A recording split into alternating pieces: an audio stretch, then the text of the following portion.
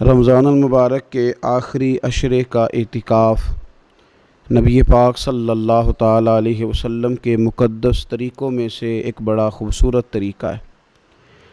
قرآن مجید نے ارشاد فرمایا، میرے گھر کو خوب صاف ستھرا کرو، طواف کرنے والوں کے لیے اور اعتکاف کرنے والوں کے لیے اور رکوع اور سجود کرنے والوں کے لیے۔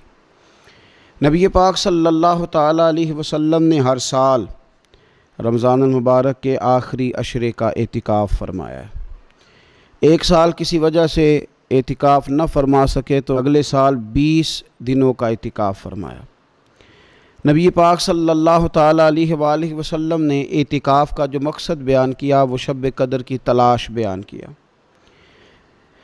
اعتکاف سے مراد یہ ہے کہ انسان سارا کچھ چھوڑ چھاڑ کے اللہ تعالیٰ کے گھر میں اس کی عبادت کے لیے، اس کو راضی کرنے کے لیے بیٹھ جائے، اور 10 دن جب وہ مسجد شریف میں حاضر رہتا ہے تو حضور صلی اللہ تعالیٰ علیہ وسلم فرماتے ہیں اللہ تعالیٰ اسے 2 حج اور 2 عمرے کا ثواب عطا کرتا ہے۔ اعتکاف کے اندر کچھ باتیں بڑی ضروری ہوتی ہیں، جیسا کہ انسان کو بلا ضرورت طبی مسجد سے باہر نہیں آنا، اس کو کوئی فضول بات نہیں کرنی، اس کو کوئی ایسا کام نہیں کرنا کہ جو شریعت اسلامیہ جس سے منع کرتی ہو۔ اس کے ساتھ ساتھ کچھ اعتکاف کے آداب بھی ہیں کہ اس نے 10 دن مسجد کے اندر رہنا ہے تو آخر اس نے کرنا کیا ہے۔ ہمارے ہاں لوگ مسائل پوچھ لیتے ہیں اور مسائل پوچھنے کے بعد پھر ان کی گنجائش سے بہت زیادہ فائدہ اٹھاتے ہیں۔ اس میں کوئی شک نہیں ہے کہ باہر سے آنے جانے والے آدمی کے ساتھ آپ گفتگو کر سکتے ہیں، ضرورت کے تحت آپ ٹیلی فون پر بھی بات کر سکتے ہیں، لیکن اس کو اگر آپ نے یہی کام کرنا تھا اور بہت زیادہ وقت اسی پر ضائع کرنا تھا تو پھر تو آپ پہلے سے باہر موجود تھے۔ اعتکاف میں آنے کا مقصود تو اللہ کی عبادت ہے۔ اعتکاف میں جب آپ آ گئے تو اس کا مقصد ہے کہ آپ کچھ دنوں کے لیے لوگوں سے کٹ کے اللہ کی بارگاہ میں حاضر ہو گئے، آپ نے اپنے رب کو راضی کرنے کا ارادہ کر لیا۔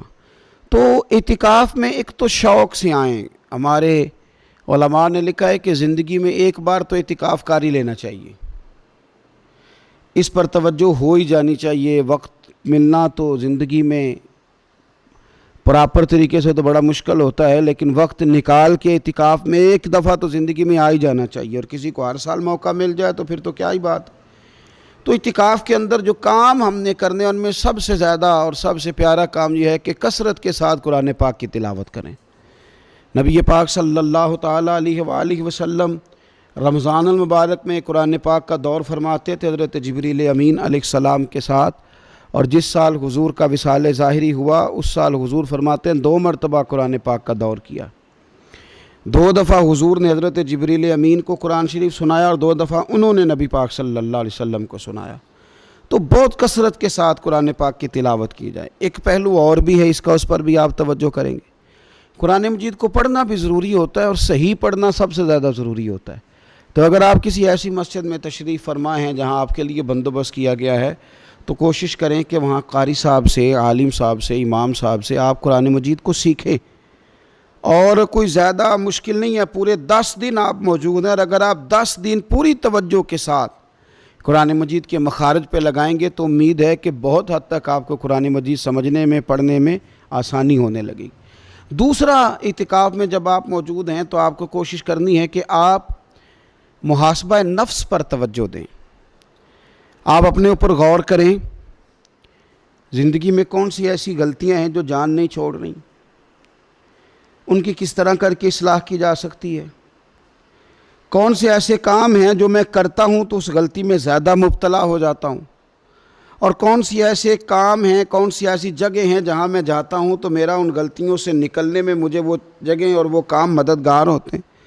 تو اپنے محاسبہ نفس پر توجہ دی جائے۔ اعتکاف کے 10 دنوں میں موقع ملتا ہے انسان کو اپنے لیے سوچنے کا۔ حضرت مجدد الفسانی شیخ احمد فاروق سرہندی رحمۃ اللہ تعالیٰ علیہ سے کسی نے پوچھا تھا کہ دنیا میں خوش نصیب شخص کون ہوتا ہے، تو فرمایا جسے دید قصور حاصل ہوتی ہے۔ حضور دید قصور کیا ہوتا ہے؟ فرمایا جسے اپنی غلطیاں نظر آنی شروع ہو جائیں۔ جب اللہ تعالیٰ کسی کے ساتھ بھلائی کا ارادہ کرتا ہے تو اس کی کمزوریاں، اس کی غلطیاں اس کے سامنے لاتا ہے تاکہ اسے اصلاح کا موقع ملے، اور جب ایسا نہیں ہوتا تو پھر تو لوگ جب غلطی مانیں گے ہی نہیں تو اصلاح کیسے ہوگی؟ تو اعتکاف کے 10 دنوں میں محاسبہ نفس پر خاص توجہ دیں، اپنی زندگی میں اپنا حساب کریں، اپنا حساب۔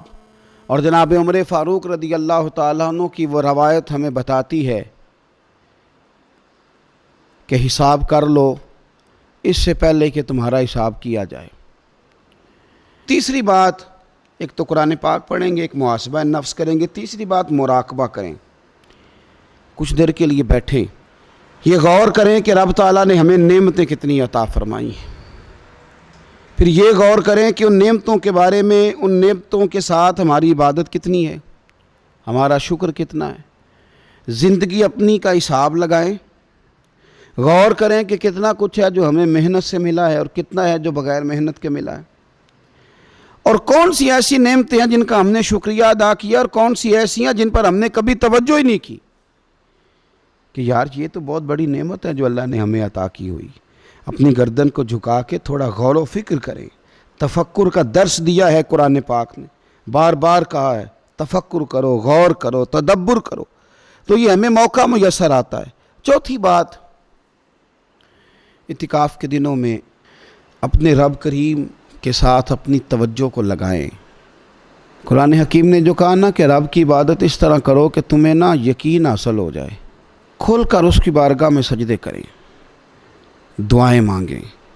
ہمارے صوفیہ فرماتے ہیں کہ ایک وقت آتا ہے کہ انسان کو خود اطمینان قلبی نصیب ہو جاتا ہے، اسے محسوس ہوتا ہے کہ واقعی میرا رب مجھ سے راضی ہے، اسے محسوس ہونے لگتا ہے کہ میں اپنے مالک کے قریب چلا گیا ہوں۔ وہ اس کثرت سے نفل پڑھتا ہے، اس ذوق کے ساتھ وہ اس کی بارگاہ میں دعائیں کرتا ہے، اس شوق کے ساتھ وہ تلاوت کرتا ہے، خود محسوس کرنے لگتا ہے کہ اب میرا دل لگنے لگ گیا ہے، اب میں دعا مانگتا ہوں تو مجھے لگتا ہے کہ قبولیت میری دعاؤں کے قریب آنے لگی ہے۔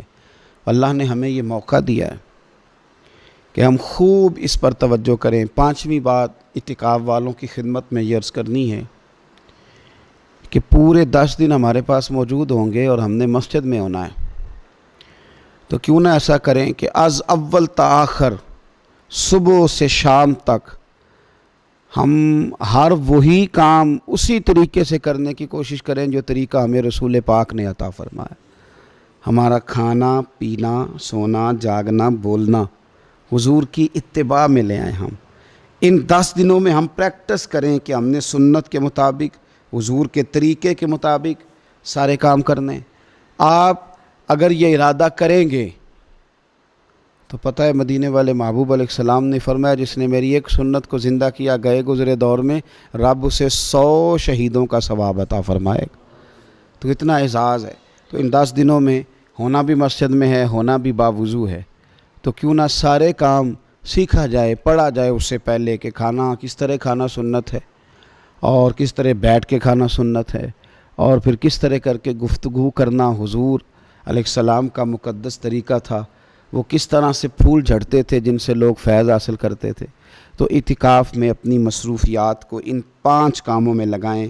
ایک تو تلاوت قرآن حکیم کریں، دوسرا محاسبہ نفس، تیسرا مراقبہ کریں، تدبر کریں، غور کریں اپنے اوپر بھی اور اللہ تبارک و تعالیٰ کی نشانیوں پر بھی، اور چوتھا یہ کہ کوشش فرمائیں کہ ہم اپنی عبادت کو، اپنی دعا کو، اپنے استغفار کو اس طرح کا بنائیں کہ ہمیں محسوس ہو کہ قرب الہی کے جانب ہمارا سفر ہے۔ اور پانچواں، ان 10 دنوں میں سنت اور شریعت کی وہ ساری چیزیں جس کا دین ہم سے مطالبہ کرتا ہے۔